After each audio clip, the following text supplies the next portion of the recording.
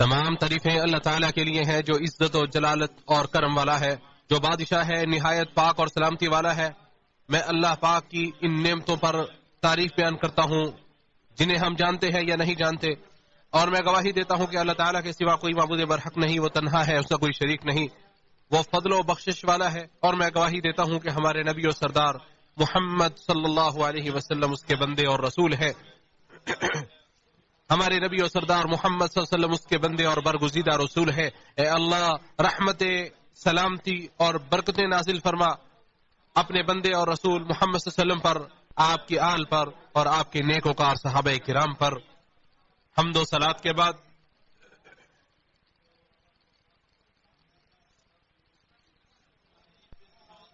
حقوق الہیہ ادا کرنے میں اللہ تعالیٰ سے ڈرو، اسی طرح اس کی مخلوقات کے حقوق پورے کرنے میں بھی اللہ تعالیٰ کا تقوی اختیار کرو۔ یقیناً وہ شخص کامیاب و کامران ہو گیا جس نے تقوی الہی اختیار کر لیا، اور وہ شخص ناکام و نامراد ہو گیا جس نے حقوق کی پاسداری نہ کی بلکہ سرکشی اور طغیانی اختیار کی، جیسا کہ ارشاد باری تعالیٰ ہے۔ اور جو شخص اللہ تعالیٰ سے ڈرتا ہے، اللہ تعالیٰ اس کے لیے مشکلات سے نکلنے کی کوئی راہ پیدا کر دیتا ہے، اور اسے ایسی جگہ سے رزق دیتا ہے جہاں سے اسے وہم و گمان بھی نہیں ہوتا۔ اور جو شخص اللہ تعالیٰ پر بھروسہ کرے تو وہ اس کے لیے کافی ہو جاتا ہے۔ اور مزید ارشاد فرمایا، اور جو شخص اللہ تعالیٰ سے ڈرے گا وہ اس سے اس کی برائیاں دور کر دے گا اور اسے بڑا اجر عطا فرمائے گا۔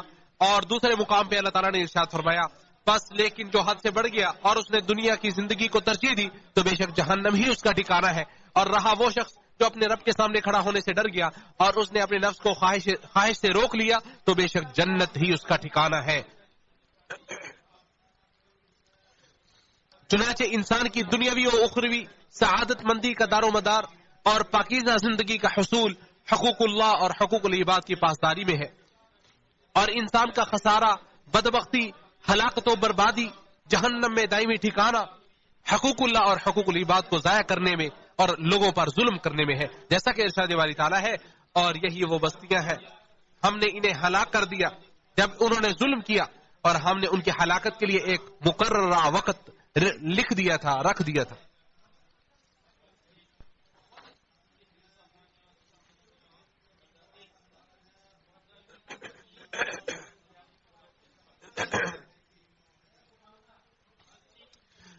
پوری کائنات کی اصلاح و درستی ایمان، علم نافع، عمل صالح اور عدل و انصاف میں ہے، اور پوری کائنات کی خرابی، فسق و فجور، ایک انسان کے دوسرے انسان پر ظلم ڈھانے میں ہے۔ اللہ تعالیٰ نے انسان کی اصلاح کے لیے اور اسے تباہ کن ظلم سے بچانے کے لیے شریعتوں کو مقرر کیا ہے، حلال و حرام کو واضح کر دیا ہے، فرائض و واجبات کو تفصیل کے ساتھ بیان کر دیا ہے، حقوق کو بیان کر کے ان کی پاسداری کو لازم قرار دے دیا ہے، تاکہ انسان اپنی زندگی میں اور اپنی موت کے بعد سعادت مندی سے سرفراز ہو سکے۔ خیر و بھلائی کے کاموں میں تعاون کرنے کو واجب قرار دیا ہے، باہمی رحم دلی، نرم خوئی، مظلوم کی مدد، خیر و بھلائی کے پھیلاؤ، شر اور تکلیف و اذیت سے باز رہنے کو بھی واجب قرار دیا ہے، کیونکہ زندگی اس کے بغیر درست نہیں ہو سکتی۔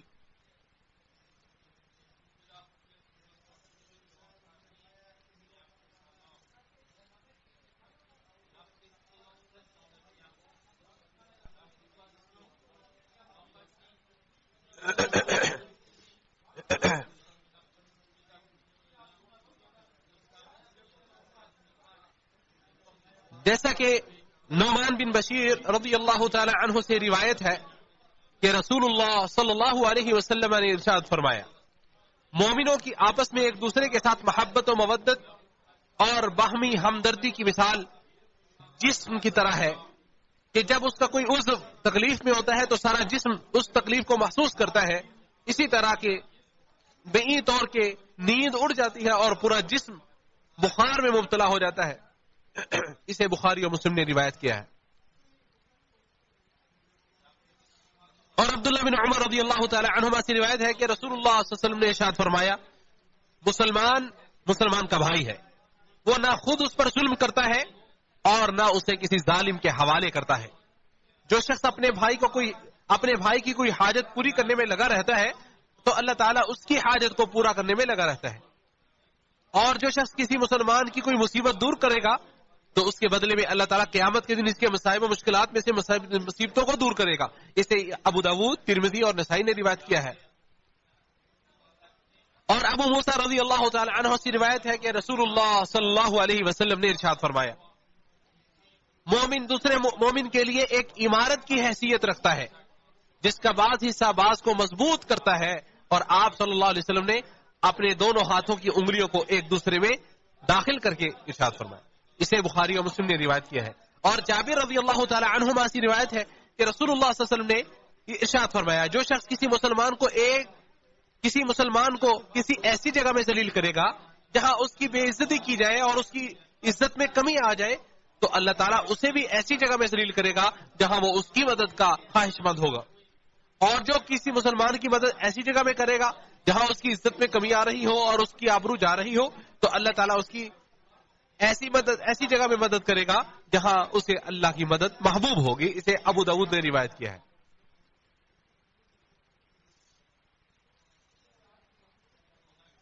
اور اللہ تعالیٰ نے ارشاد فرمایا، اور اہل ایمان مرد اور اہل ایمان عورتیں ایک دوسرے کے رفیق و مددگار ہوتے ہیں. لہذا ایک مسلمان سختی و خوشحالی، مصیبتوں، بلاؤں اور غمناک حالات میں دوسرے مسلمان کا ساتھ دیتا ہے. ارشاد باری تعالیٰ ہے، بے شک مسلمان آپس میں بھائی بھائی ہے. اللہ تعالیٰ نے مزید فرمایا، بے شک تمہاری یہ امت ایک ہی امت ہے اور میں ہی تمہارا رب ہوں، سو میری عبادت کرو. اور حذیفہ رضی اللہ تعالیٰ عنہ سے روایت ہے کہ نبی صلی اللہ علیہ وسلم نے ارشاد فرمایا، جو شخص مسلمانوں کے معاملے کا اہتمام نہیں کرتا وہ ان میں سے نہیں ہے. اور جو شخص صبح و شام اللہ، اس کے رسول، اس کی کتاب، عام مسلمانوں اور ان کے حکمرانوں کی خیر خواہی نہیں کرتا وہ بھی ان میں سے نہیں ہے. اسے طبرانی نے جامع صغیر میں روایت کیا ہے. اے امت اسلامیہ، اے وہ لوگوں جن پر اللہ نے ایک دوسرے کے ساتھ رحم و کرم، ایک دوسرے کے ساتھ ہمدردی و غم گساری، ایک دوسرے کے ساتھ شفقت و محبت، یکجہتی و تعاون اور نصرت و تائید کو فرض قرار دیا ہے. غزہ کے اپنے کمزور بھائیوں کی مدد کرو، بچوں، عورتوں، بوڑھوں کی مدد کرو جن پر بھوک و پیاس کی شدت اور بھیانک مصیبت مسلط ہے. کثرت دعا کے ذریعے ان کی مدد کرو، غذائیں پہنچا کر ان کی مدد کرو، دوائیاں پہنچا کر ان کی مدد کرو، مال اور کپڑے کے ذریعے ان کی مدد کرو، ان کی ضروریات کو پورا کرو، ان کے مسائب و مشکلات کو دور کرنے کی کوشش کرو، اور چندے عطیات کے ذریعے ان کی مسلسل مدد کرو. اور یہ جان لو کہ اللہ رب العزت نے ارشاد فرمایا ہے، اور تم جو بھی خرچ کرتے ہو وہ اس کی جگہ اور دیتا ہے اور وہ سب رزق دینے والوں میں سے بہتر ہے. اور وہ سب رزق دینے والوں سے بہتر ہے. اپنے ان بھائیوں کی مدد کرو، ان کے ساتھ یکجہتی اور ہمدردی کا اظہار کرو، ان کے حقوق کی ادائیگی اور ان کی نصرت و تائید ہم پر واجب ہے. تاریخ میں مملکت سعودی عرب کی قیادت کے اس اقدام کا ذکر کیا جائے گا اور اس کا شکریہ ادا کیا جائے گا کہ اس نے عرب اسلامی سربراہ اجلاس طلب کر کے ایسی قراردادیں پاس کی جن میں غزہ اور قدس پر صہیونی جارحیت، بچوں، عورتوں اور بوڑھوں کی نسل کشی اور فلسطینیوں کی گرفتاری پر اس کی سخت مذمت کی. اور اس سربراہ اجلاس نے بین الاقوامی برادری سے یہ مطالبہ کیا ہے کہ غزہ اور فلسطین کے اطراف میں جنگ جلد از جلد بند کی جائے. اسی طرح مملکت سعودی عرب کے اس کارنامے کی بھی تعریف کی جائے گی کہ اس نے عطیات اور انسانی امداد کے لیے دروازہ کھولا جس کی طرف اس سربراہی اجلاس کے سارے ملکوں نے دنیا کی توجہ مبذول کرائی، تاکہ فلسطینی مسئلے کی حمایت کی جائے اور اس کے عادلانہ حل کے لیے فلسطینی قوم کے ساتھ یکجہتی کا اظہار کیا جائے.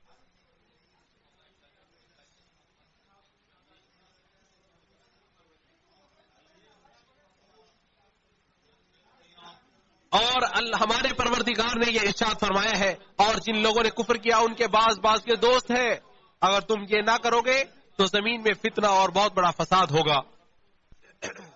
لہذا اہل فلسطین کے لیے اللہ عز و جل اور اس کے بعد پھر امت اسلامیہ ہی سہارا ہے.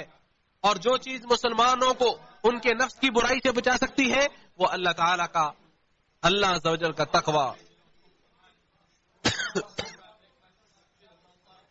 وہ اللہ رب العزت کا تقوی اور اللہ رب العزت پر ایمان ہے. ارشاد باری تعالیٰ ہے بے شک اللہ تعالیٰ ان لوگوں کے ساتھ ہے جو ڈر گئے اور ان لوگوں کے بھی ساتھ ہے جو نیکی کرنے والے ہیں.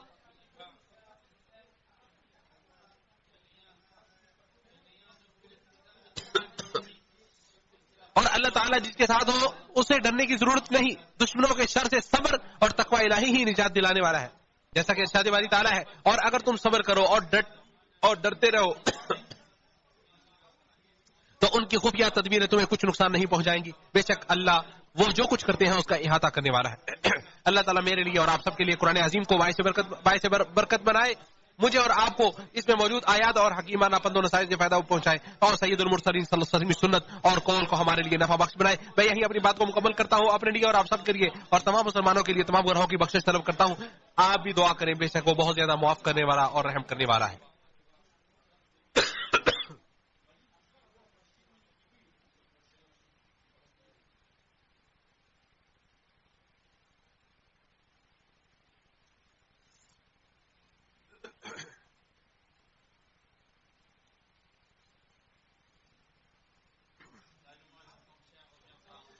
تمام تعریفیں اس اللہ رب العالمین کے لیے ہیں جو کتاب کو نازل کرنے والا، باطلوں کو چلانے والا اور دشمنوں کو نیست و نابود کرنے والا ہے. میں اپنے رب کی ہر اس نعمت اور فضل و احسان پر جس کو میں جانتا ہوں یا نہیں جانتا میں شکر بجا لاتا ہوں، اور میں اس بات کی گواہی دیتا ہوں کہ اللہ تعالیٰ کے سوا کوئی معبود برحق نہیں، وہ تنہا ہے، اس کا کوئی شریک نہیں، وہ بڑا رحم کرنے والا اور توبہ قبول کرنے والا ہے.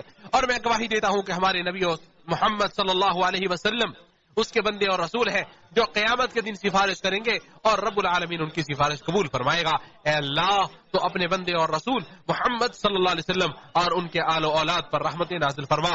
حمد و صلات کے بعد اللہ تعالیٰ سے ڈرو اور اپنے اعمال کو اللہ رب العالمین کی خوشنودی اور اس کی رضا جوئی کے لیے خالص کر لو. اللہ تمہارے اعمال کی اصلاح فرمائے گا اور تمہیں اجر عظیم سے نوازے گا اور تمہارے معاملات کی نگرانی بھی فرمائے گا. مسلمانوں تم سب مل کر اللہ تعالیٰ کی رسی کو مضبوطی سے تھام لو، تفرقہ بازی سے بچو، ماضی کے احداث و واقعات سے عبرت حاصل کرو.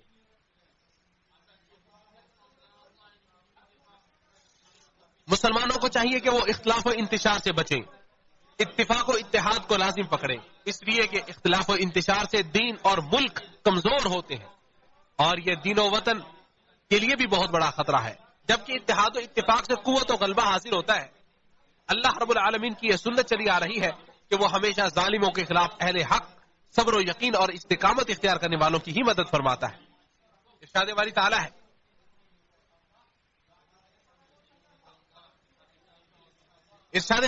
ہے اے نبی آپ کہہ دیجئے کہ سارے معاملات اللہ تعالیٰ ہی کے لیے ہیں. اور نبی کریم صلی اللہ علیہ وسلم نے ارشاد فرمایا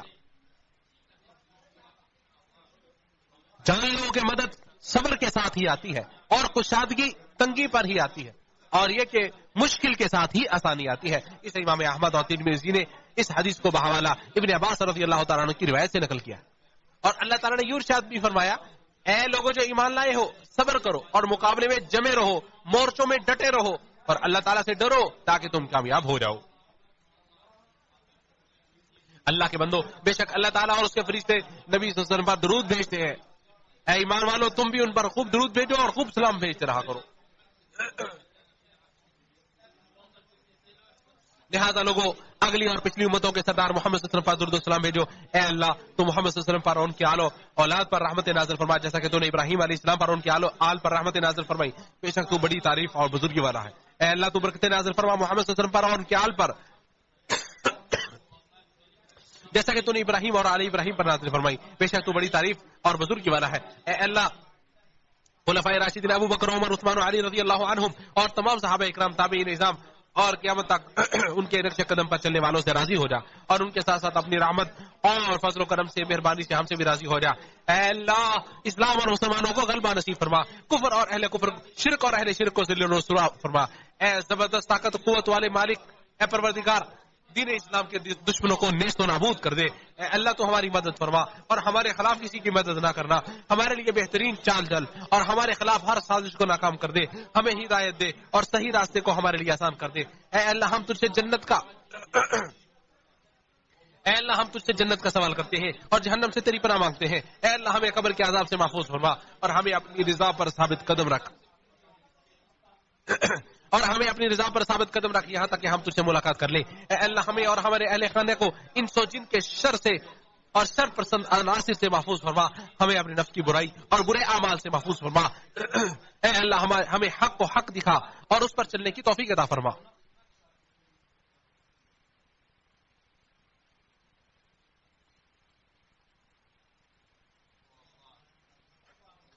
اے اللہ ہمیں حق کو حق دکھا اور اس پر چلنے کی توفیق عطا فرما اور باطل کو باطل سمجھنے اور اس سے باز رہنے کی توفیق مرحمت فرما اور باطل کو ہمارے لیے پیچیدہ اور گنجلک نہ بنا دے کہیں ہم گمراہ نہ ہو جائے.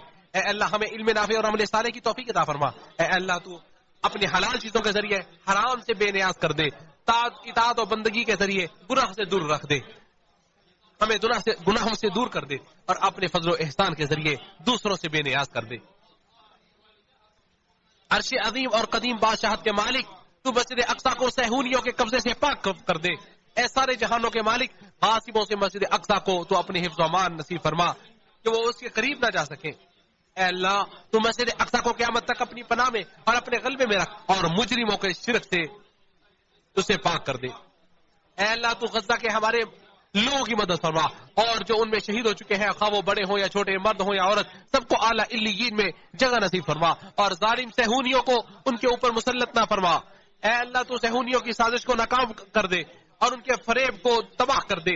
اے اللہ اہلیان فلسطین کو اپنے حفظ و امان میں رکھ. اے اللہ تو خادم الحرمین شریفین کو ہر اس کام کی توفیق عطا فرما جسے تو پسند کرتا ہے اور جس سے تو راضی ہوتا ہے اور جس میں خیر و بھلائی مثمر ہو اور ہر نیک کام میں ان کی مدد فرما.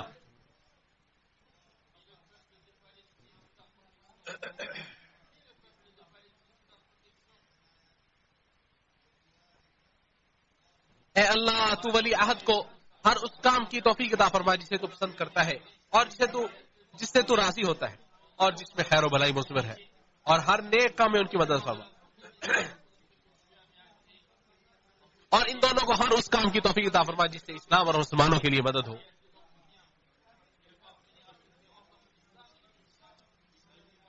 اور مسلمانوں کے لیے جو وہ خیر کا کام انجام دے رہے ہیں ان کا بہترین بدلہ نصیب فرما. اے اللہ ہمارے ملک اور سرحدوں کو شرپسندوں کے شرارتوں اور فاجروں کی سازشوں سے محفوظ فرما.